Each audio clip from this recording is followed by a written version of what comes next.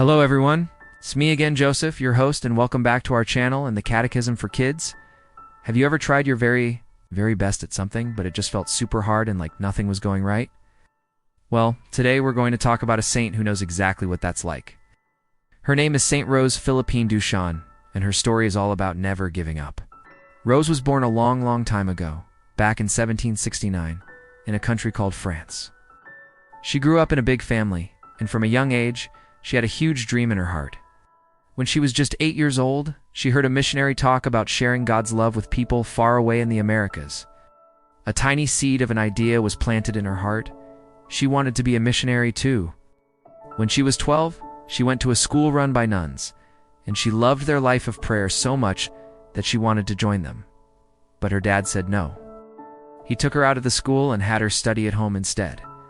But Rose didn't give up on her dream. A few years later, she made a secret plan. She asked her aunt to take her for a visit to the nuns, and once she was there, she asked to stay and become a nun, and they said yes.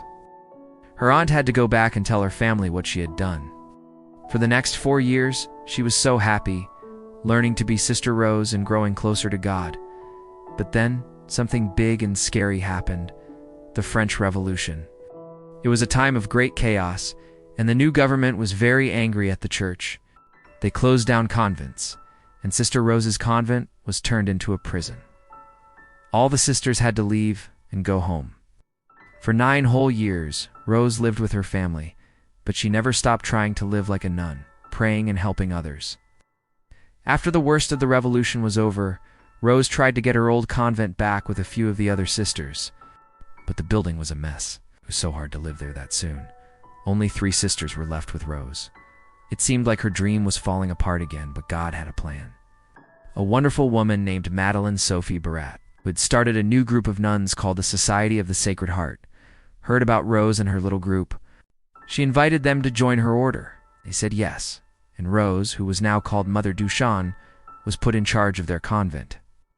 For many years, Mother Duchesne worked hard in France, opening schools and new convents. But that little seed of a dream from her childhood, the dream of being a missionary in America, was still in her heart. Then, one day, a bishop from America came to France.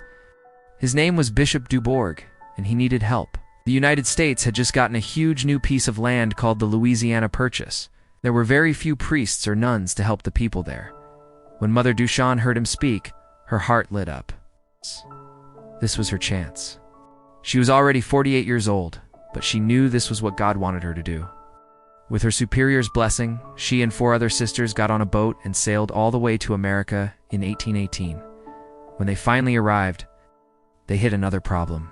The bishop wasn't there to meet them, and he hadn't prepared a place for them to stay. So, the sisters had to get on another boat, a steamboat this time, and travel up the big Mississippi River to a town near St. Louis called St. Charles. Life there was tough. Their first convent was just a little log cabin. It was cold, they didn't have much food, and everything was a challenge. But did Mother Duchesne give up? No way. She and the sisters persevered. They started a free school for poor children. They prayed together every day. They never stopped working to build God's kingdom in this new, wild place.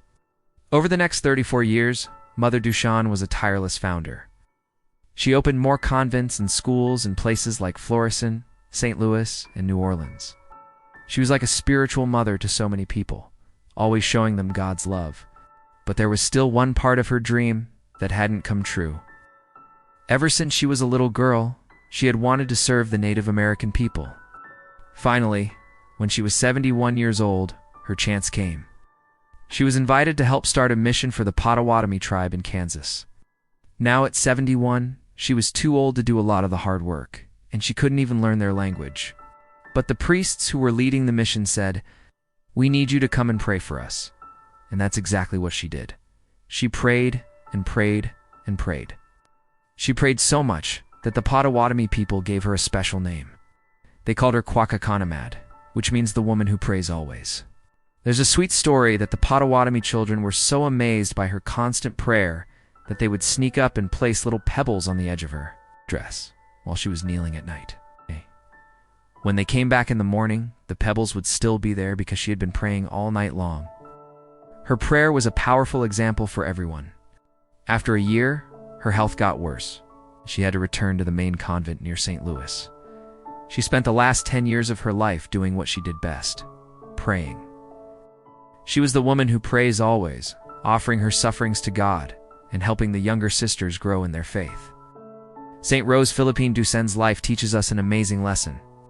She faced so many obstacles. Her family said no. A revolution closed her convent. She had no place to stay in America, and life on the frontier was incredibly hard. But through it all, she never gave up. She persevered because her heart was filled with trust in God. Her story shows us that when you keep trusting God, even when things are difficult, your whole life can become a beautiful prayer. So next time you feel like giving up, remember Saint Rose, the woman who prays always, and ask her to help you keep going. Thanks for joining me today to learn about this incredible saint. Don't forget to like and subscribe for more stories that help us grow in faith. See you next time, and take care everyone. Stay safe and healthy as usual. May the Lord bless you and keep you always.